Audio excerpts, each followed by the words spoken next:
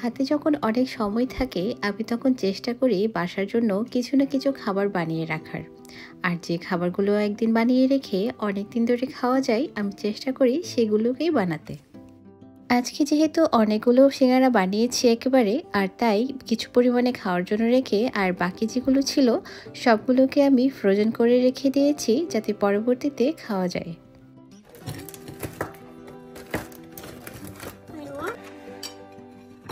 এগুলো কি তুমি খাবে? সত্যি সত্যি? আর কাকে দেবে?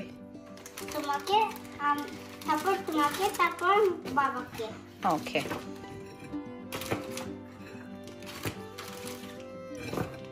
গুড জব করছো আরিয়ানা।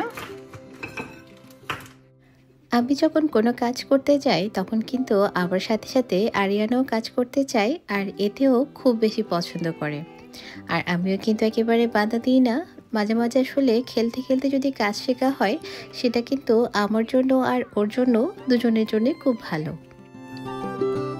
আমি যখন ছোট ছিলাম তখন কিন্তু আমিও আরিয়ানার মতো আমার মায়ের সাথে ছোট ছোট কাজ করতে চাইতাম।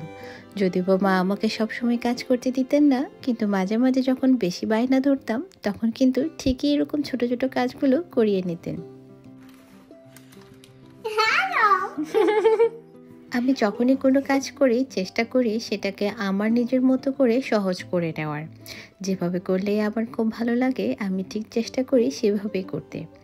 আর সবসময় যেহেতু আমার সিঙ্গারা এখানে বানানো হয় না, আর সে কারণে আমি যখনই বানাই তখনই কিন্তু আমি এভাবে একসাথে সবগুলো বানিয়ে রেখে আলাদা একটা প্লেটে রেখে সবগুলোকে ফ্রোজেন করে রাখি।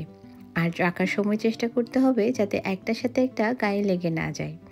আর বের করার সময় কিন্তু কয়েক মিনিট জাস্ট রাখলেই এগুলো খুব সহজেই উঠে আসে। যদিও বা আমি খুব তাড়াতাড়ি করছিলাম তাই আমারগুলো অনেক বেশি শক্ত হয়ে লেগেছিল।